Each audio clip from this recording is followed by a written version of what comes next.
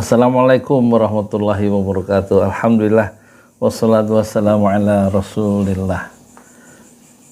Ini ada hantaman yang dahsyat ya dari Benny Kaharman terhadap Mahfud MD Menko Polhukam, bahwa Menko Polhukam yaitu Mahfud MD sekarang jadi corong rejim otoriter.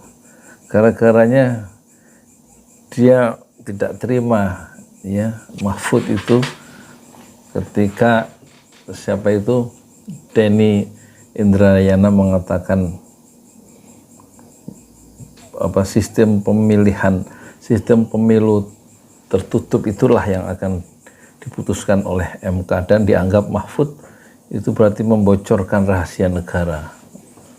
Tapi dibela sama Benny Kaharman, Mahfud ini sekarang menjadi corong rejim otoriter. Sebelumnya dulu dia berantem Mahfud sama Rizal Ramli. Rizal Ramli menuduh Mahfud itu sebagai penjilat dari presiden. Penjilat. Kita lihat ya awal muasalnya apa sih. Jadi Rizal Ramli itu awalnya membuat cuitan melalui Twitter tentang ucapan Mahfud MD yang mengatakan bahwa malaikat pun kalau masuk sistem bisa jadi bisa jadi iblis. Rizal Ramli lantas mengaitkan pernyataan Mahfud itu dengan Perpu Ciptaker katanya. Loh, ada malaikat ganti baju jadi iblis hanya karena perbedaan posisi di dalam versus di luar pemerintahan doang, pantas hukum kacau. Terus ada Kopas Mahfud jadi dua, kalau saya tak jadi menteri juga akan kritik Perpu Cipta Kerja, tulis Rizal Ramli di akun Twitter Rizal Ramli Rizal sambil menyertakan link berita berjudul Mahfud, kalau saya tidak jadi menteri juga akan mengkritik Perpu Cipta Kerja. Aneh ini memang Mahfud nih. Jadi kata Rizal Ramli, kata Rizal Ramli, Mas Abdul ketawain aja, wong ndak usah diladeni, wong panik karena membela yang tidak benar. Ini respon dari Rizal Ramli ya. Mantan ketua hakim MK kok melemahkan keputusan MK soal Omnibus Law atau Undang-Undang Cipta Kerja dengan mendukung Perpu hanya untuk sekedar menjilat presiden. Logika kemana?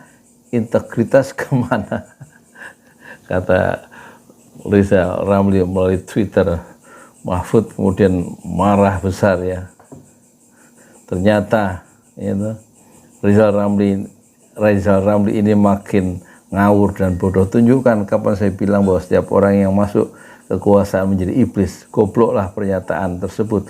Kapan dan di mana saya bilang begitu? Ayo, saya bilangnya bukan begitulah, tapi begini, kata Mahfud ya. Mahfud memang lagi panik ya, terutama yang sekarang dia menuntut polisi supaya memperkarakan Indrayana ya, yang dianggap dikategorikan sebagai pembocor rahasia negara soal keputusan MK yang dibocorkan melalui Denny Indrayana. Tapi menurut Benny Kaharman yang juga anggota DPR, Pak Mahfud ini corong rejim otoriter ya, karena Pak Mahfud minta Denny Indrayana diperiksa ya. Kita lihat ya. Anggota DPR RI dari fraksi Demokrat Benny Kaharman mengkritik keras Menko Polhukam Mahfud MD yang meminta polisi menindak kebocoran informasi soal putusan MK. Bocornya putusan MK ini sebelumnya dijelaskan oleh pakar hukum Denny Indrayana terkait pemilu yang akan kembali menjadi proporsional tertutup. Dalam kritiknya, Benny Kaharman menyebut Mahfud MD adalah corong rezim otoriter. Mahfud MD adalah rezim ya, corong rezim otoriter, disingkat CORO, corong rezim otoriter. Itulah ya Mahfud ya, yang terlalu aktif ya di dalam memasarkan dirinya sendiri dan kemudian membersihkan dirinya sendiri sambil melemahkan orang lain atau menganggap orang lain itu tidak seperti dirinya dan selalu salah di mata Mahfud MD. Ya, begitulah seorang intelektual yang sombong seperti Mahfud MD. Dia akan memandang intelektual lain yaitu Rizal Ramli dan Denny Indrayana sebagai intelektual yang tidak selevel dengan dirinya, dan dia ketika dikritik Mahfud yang merupakan bagian dari rezim ini murka, dan kemurkaan itu menjadi santapan para wartawan di media sosial dan juga warga netizen. Selamat belajar dari pertarungan dan pertempuran antara Mahfud dengan Rizal Ramli dan Mahfud dengan Benny Kaharman yang menganggap Mahfud adalah corong rejim otoriter, dan juga selamat belajar dari pertarungan antara Mahfud dengan Denny Indrayana. Assalamualaikum warahmatullahi wabarakatuh. Di jalan Allah. Ini Masjid Enam Syuhada lagi dikunjungi sama Ketua Hilmi. Modal awalnya berapa Pak Yudi Pramuko? 750.000 Rp750.000 aja. Jadi ini 500 jutaan nih barang. Sekarang udah habis 310. Masya Allah, tuh udah pakai keramik, laponnya tinggal. Granit tuh kayak marmer. Tuh, Masya Allah nih, sampai juga kita ke sini. Masjid Enam Syuhada, ngapa namanya Masjid Enam Syuhada, Ya, Pak Yudi? kita mau mendokumentasikan perjuangan dakwah nama anak muda pengawal Habib Rizik Syihab itu. Masya Allah. Yang dibunuh sama orang jahat di kilometer 50. Kilometer 50 ya. Itu kan simbol memperjuangkan dakwah itu kita harus memberikan segalanya untuk Islam kan ya. Untuk Masya dakwah Islam. Allah. Dan nama anak muda itulah yang sudah memberikan segalanya untuk Islam. Masya Allah. Apa nanti nama pemuda itu ada juga di sini mungkin diterangkan? Mungkin namanya 6 syuhada. 6 syuhada Iya. itu, 6 syuhada dipasang di sini, 6 syuhada.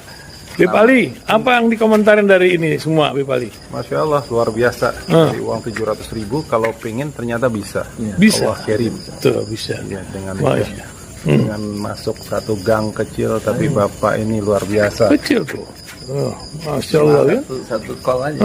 Masya Allah. Perjuangan Pak Yudi Pramuko, YouTuber sejagat paling tua. Tertua di semesta. Tertua di semesta. Masya Allah. Tukang donat. Tukang donat. Tukang donat dari Paru. Ini saya laporkan dari lapangan ini, langsung dari Masjid Enam Syuhada. Masya Allah. Dan ini dia. Dalam kelihatan. Tuh, lihat tuh masjidnya. Tuh imamnya di situ tuh. Malam-malam lagi kita. Masya Allah. Masih kurang nih. Atapnya katanya transfer aja.